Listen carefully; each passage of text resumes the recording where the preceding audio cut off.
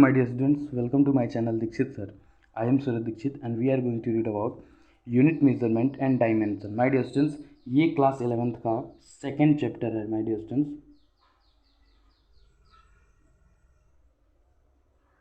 Class 11th का second chapter है जो कि हम शुरू करने जा रहे हैं my dear students. वो क्या है? Unit measurement and dimension. my dear students, इसमें हम बात करेंगे यूनिट्स कितने होते हैं और किस किस टाइप के होते हैं और यूनिट को हम कैसे समझ सकते हैं, मेजरमेंट अलग अलग चीज़ों की और डायमेंशन निकालना हम सीखेंगे और पता करेंगे कि डायमेंशन होता क्या है माय डियर स्टूडेंट्स. चलिए माय डियर स्टूडेंट्स, सबसे पहले हम बात करते हैं यूनिट की. तो माय डियर स्टूडेंट्स, यूनिट और मेजरमेंट के बारे में आइजैक न्यूटन ने अपना स्टेटमेंट दिया था. किसने my dear students? Isaac Newton ने अपना स्टेटमेंट दिया था कि माय डियर स्टूडेंट्स की गॉड क्रिएटेड, ध्यान दीजिएगा क्या, God created everything by number. क्या माय डियर स्टूडेंट्स?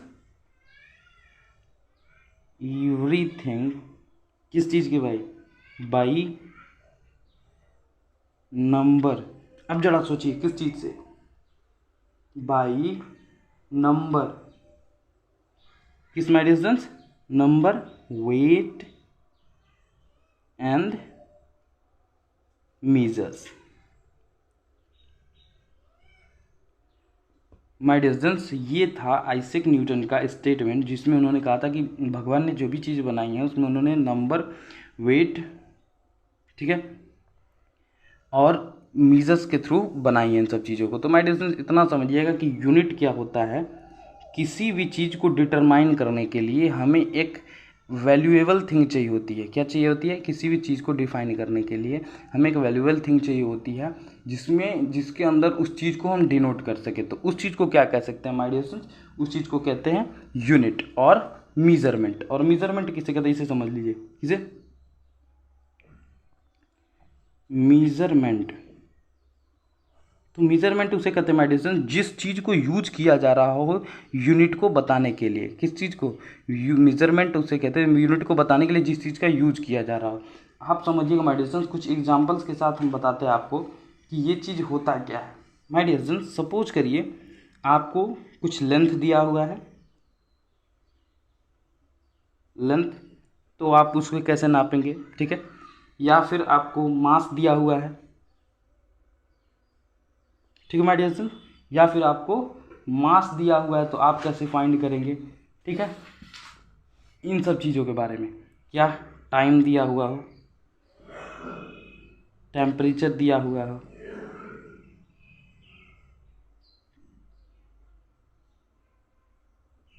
ठीक है my dear student, length, mass, time, temperature और कुछ ले लीजिए, इलेक्ट्रिक करंट ले लीजिए, ठीक है.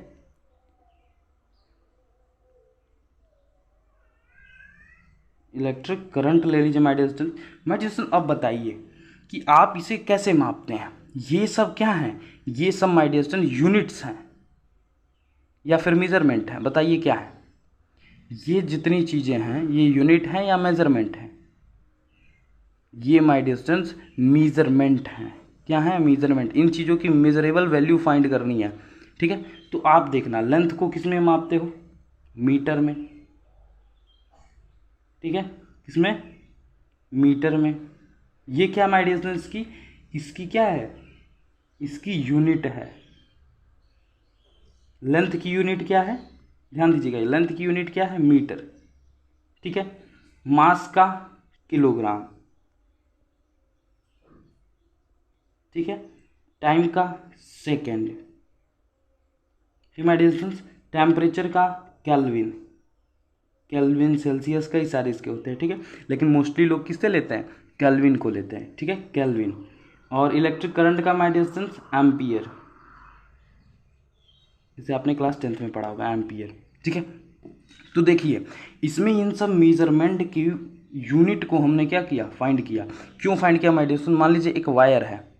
अब कहेंगे कि एक वायर है तो वो क्या है, कितना लंबा है, उस चीज़ को डिनोट करना पड़ेगा. कितना लेंथ है उसका, यानी कि उस चीज़ को किस में डिनोट करते हैं? मीटर में माय डियर स्टूडेंट्स. अगर इसका मास के बारे में पूछे, इसका मास कितना है, तो उसे किलोग्राम में बताएंगे. ठीक है। इसमें कितने टाइम से करंट ट्रेवल कर रहा है तो उसे सेकंड में बताएंगे। ये कितना ज़्यादा हीट या फिर टेम्परेचर में है तो इसे केल्विन में बताएंगे।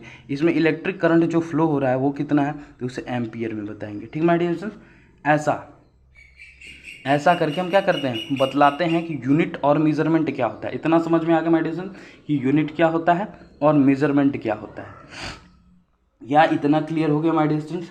ठीक है, चलिए अब कुछ इंपॉर्टेंट्स यूनिट और मेजरमेंट के बारे में समझ लेते हैं। ठीक है, लिख लीजिएगा इम्पॉर्टेंट, क्योंकि बहुत सारी जगहों पे ये पूछा जाता है। पहला लिखिएगा फर्स्ट फर्मी, यानी कि एक फर्मी में कितना होता है metre, 10 to the power minus, ध्यान दीजिए -15 हमारे डिस्टेंस -15 मीटर होता है। ठीक है, इसी तरह सेकंड पढ़िएगा 1 एंगस्ट्रोम में, आप मोस्टली एंगस्ट्रोम का साइन देखते होंगे ऐसे, ठीक है ना। तो 1 एंगस्ट्रोम इज इक्वल टू होता है my dear students 10 to the power -10 क्या मीटर। Is it clear? अब समझिएगा थर्ड, आप पढ़ते होंगे 1 माइक्रोन या फिर 1 माइक्रोमीटर, क्या 1 माइक्रोमीटर सब 11th में यूज होगा माय डियर स्टूडेंट्स, इसका ध्यान रखिएगा। इसे डिनोट करते हैं ऐसे 1 माइक्रोमीटर। ठीक है, तो इसके इज इक्वल टू में मीटर में वैल्यू क्या होती है माय डियर स्टूडेंट्स 10⁻⁻⁻6 मीटर। ठीक है, समझ में आ गया। 1 फर्मी का है -15, 1 एंगस्ट्रॉम का है -10 और 1 माइक्रोमीटर का है तो 10 की पावर -6। ठीक है my dear students, it is clear. ठीक है, अब देखना कुछ ऐसी चीज़ें जो आपको जानना जरूरी है। क्या 1 लाइट ईयर, क्या my dear students 1 light year is equal to कितना होता है 9.46 into 10 to the power 15 metre. Is it clear my dear students? Metre यहाँ नहीं, यहाँ लिखिए क्योंकि होल पे होता है। ये इतना क्या होता है 1 लाइट ईयर की वैल्यू होती है माय डियर स्टूडेंट्स। ठीक है, 1 लाइट ईयर की। एस्ट्रोनॉमिकल की यूनिट क्या होती है, 1 astronomical unit is equal to क्या होता है माय डियर स्टूडेंट्स, होता है 1.496 into 10 to the power 11 metre. ये क्या थी माय डियर स्टूडेंट्स, ये कुछ यूनिट और डायमेंशंस थे। देखिएगा unit and dimension, Isaac Newton के अकॉर्डिंग कि God created everything by number, weight and measure. ठीक है, अब समझिएगा यूनिट एंड मेजरमेंट हमने बताया क्या क्या होता है। इस चीज़ को मेजरमेंट कहते हैं और इसकी जो निकल के आती है इसे यूनिट कहते हैं। ठीक है, इसमें कई सारे यूनिट होते हैं। देखिएगा माय डियर स्टूडेंट्स, क्या एक होता है एसआई यूनिट जिसे हम मोस्टली यूज करते हैं, सीजीएस यूनिट जो उससे माइनर चीज़ों के लिए यूज करते हैं, ये सबसे बिगर चीज़ के लिए, ये माइनर चीज़ के लिए। ठीक है, और ये होता है केजीएस, वो उससे माइनस के लिए। ठीक है, यानी कि ऐसे रूटीन चलता है। ठीक है, SI unit CGS unit mostly use होता है। और इन सब चीज़ों को समझ गए माय डियर स्टूडेंट्स। चलिए अब हम क्या करते हैं, अब हम चलते हैं डायमेंशन पे। हमने यूनिट की बात की, मेजरमेंट की बात की, अब पहुंचते हैं डायमेंशन जो वेरी इंपॉर्टेंट है माय डियर स्टूडेंट्स। ठीक है, अब समझिएगा, अब हमें क्या करना है, डायमेंशन के बारे में पढ़ना है माय डियर स्टूडेंट्स। तो सबसे पहले समझ जाइएगा कि डायमेंशन होता क्या है माय डियर स्टूडेंट्स। डायमेंशन हम कुछ 3 तरीकों से निकाल सकते हैं। क्या कर सकते हैं माय डियर स्टूडेंट्स, कुछ 3 तरीकों से निकाल सकते हैं। ठीक है, तो इस चीज को समझिएगा कैसे। देखना डायमेंशन कितनी तरह के हो सकते हैं, आपने पढ़ा था एक्स वाई जेड और टी। ठीक है, यहाँ पे ऐसा ही होता है। देखना क्या क्या यहाँ पे होता है my dear students, M physics की बात करो, ये तो किसका था, ये मैथ्स के डायमेंशन थे। ठीक है, ये मैथ्स के डायमेंशन थे माय डियर स्टूडेंट्स। ठीक है, यहाँ पे समझना फिजिक्स का,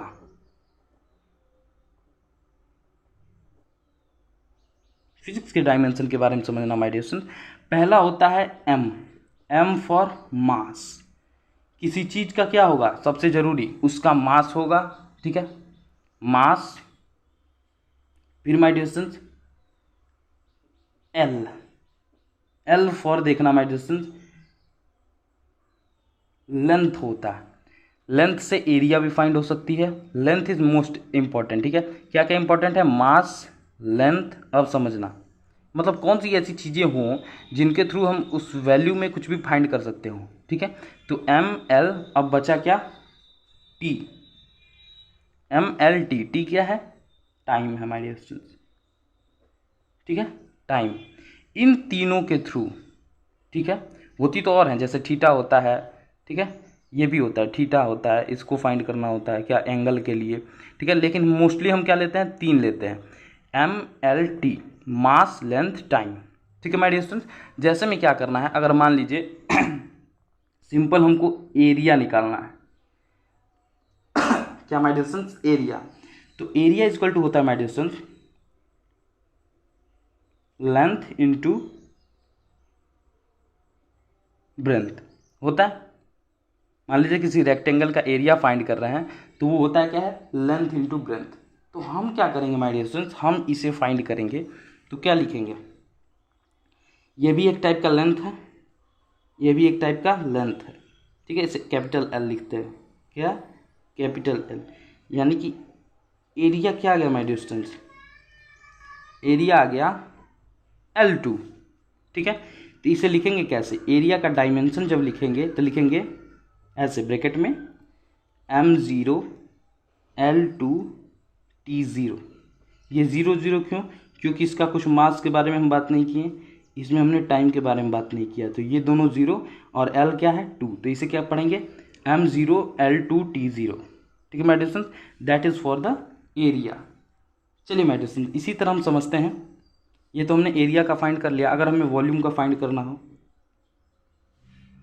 वॉल्यूम का फाइंड करना हो माय डियर स्टूडेंट्स, तो वॉल्यूम का फॉर्मूला क्या होता है? लेंथ ब्रेंथ हाइट, यानी कि L into L into L. Is it clear? ये क्या? L3, क्या माय डियर स्टूडेंट्स? L3। इसका क्या हो जाएगा?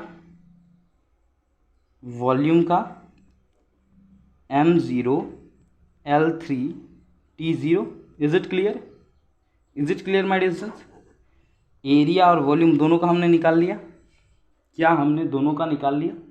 ठीक है, एरिया का निकाल लिया, वॉल्यूम का निकाल लिया।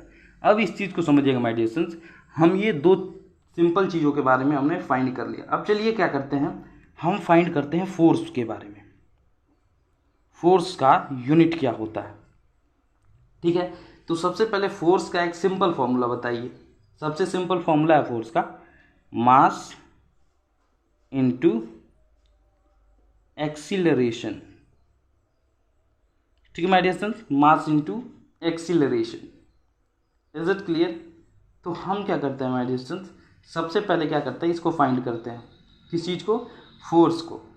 तो फोर्स को जब फाइंड करेंगे माय डियर स्टूडेंट्स, तो मास का क्या होता है? m। मास तो खुद m है भैया, हमें अभी बताया थे क्या? m फॉर मास, क्या हमने ये बताया था? m से मास। ठीक है, इनटू एक्सीलरेशन का क्या हो जाएगा माय डियर स्टूडेंट्स? एक्सीलरेशन के लिए हम यूनिट यूज करेंगे क्या? LT minus 2। क्या my dear students? LT minus 2। LT minus 2। ऐसा क्यों? क्योंकि अगर आप इसके तरह एक्सीलरेशन का फाइंड करेंगे, ठीक है, तो आपको जो वैल्यू मिलेगी वो होगा LT माइनस 2। यानी कि फोर्स का क्या होगा? फोर्स का अगर डायमेंशन लिखे तो हो जाएगा MLT M1 L1, तो लिखने की ज़रूरत नहीं है, 1 की वैल्यू नहीं लिखते हैं, ठीक ना। MLT क्या है? माइनस 2 है। ठीक है my dear students, that is the dimension of force. ठीक है, यानी कि अगर हमें फॉर्मूला पता हो, क्या पता हो माय डियर स्टूडेंट्स? हमें अगर फॉर्मूला पता हो तो हम क्या फाइंड कर सकते हैं? हम डायमेंशन फाइंड कर सकते हैं माय डियर स्टूडेंट्स। क्या फाइंड कर सकते हैं? डायमेंशन फाइंड कर सकते हैं। चलिए अब कुछ इंपॉर्टेंट चीज़ की, एक सबसे इंपॉर्टेंट चीज़ की वैल्यू को फाइंड करते हैं। आप बताइए कौन सी ऐसी चीज़ है जो सबसे इंपॉर्टेंट होनी चाहिए? ठीक है माय डियर स्टूडेंट्स, जरा सोचिए। चलिए आपको हम किसी ऐसी चीज़ का डायमेंशन बताते हैं जो वेरी स्पेसिफिक हो। इस चीज़ को समझते हैं? वेरी स्पेसिफिक हो। समझिएगा माय डियर स्टूडेंट्स, हम बताते हैं आपको फ्रीक्वेंसी का। किस चीज़ का? फ्रीक्वेंसी का। चलिए फ्रीक्वेंसी का फॉर्मूला पता होगा, फ्रीक्वेंसी इज इक्वल टू क्या होता है, 1 अपॉन टाइम पीरियड, ठीक है, 1 अपॉन टाइम पीरियड फ्रीक्वेंसी का, ठीक है। तो देखना एफ लिखते हैं फ्रीक्वेंसी को, एफ, ठीक है। Time period 1 upon time period का क्या होता है my dear students, time period का क्या, टी से टाइम डिनोट कर रहा है यानी कि टी, ठीक है। अब समझना जरा, ये टी क्या है, डाउन साइड में है, अपर ले जाएंगे तो ये जगह t-1 होगा कि नहीं होगा, ठीक है। यानी कि f का जो डायमेंशन आ गया वो क्या हो गया, m तो इसमें था ही नहीं तो 0, l था ही नहीं तो 0, और t कितना है, -1, यानी m0 l0 t-1। ये किस चीज़ की है, फ्रीक्वेंसी की है माय डियर स्टूडेंट्स। क्या है, फ्रीक्वेंसी का डायमेंशन है। क्या है माय डियर स्टूडेंट्स, फ्रीक्वेंसी का डायमेंशन है। इज इट क्लियर, ठीक है। इसी तरह हम क्या करेंगे माय डियर स्टूडेंट्स, हर चीज़ का हम निकाल सकते हैं क्या, डायमेंशन। क्या अगर हमें पता हो, हमें फॉर्मूला पता होना चाहिए my dear students. Only one condition है कि हमें क्या पता होना चाहिए, फॉर्मूला पता होना चाहिए, ठीक है। फॉर्मूला पता होना चाहिए किस चीज़ के लिए, डायमेंशन के लिए। आपके एग्जाम में ऐसा क्वेश्चन पूछता है, आपको एक फॉर्मूला दे देगा या फिर नेम दे देगा उसका, आपको फाइंड करना होगा। तो आप इतना याद रखिए कि आपको क्या याद होना चाहिए, आपको फॉर्मूला याद होना चाहिए माय डियर स्टूडेंट्स, ठीक है। आपको फॉर्मूला याद होना चाहिए, ठीक है। अब चलिए क्या करते हैं, हम पावर का फाइंड करके दिखाते हैं आपको, ठीक माय डियर स्टूडेंट्स। किस चीज़ का, पावर का, that is the last, power का हम फाइंड करके दिखाते हैं। तो पावर इज इक्वल टू होता है my dear students work upon time, मतलब कितना वर्क किया कितने टाइम में, ठीक है माय डियर स्टूडेंट्स। तो समझिएगा, वर्क के लिए क्या होता है, mL2T-2, और टाइम का T। अब सोचना कि सर जी ऊपर भी यूनिट है नीचे भी यूनिट है, अब हम क्या करें, कुछ नहीं करना। देखो ये देखना जरा, mL2 वर्क का mL2T-2 होता है, ठीक है ना। तो इस चीज़ को ध्यान में रखिएगा।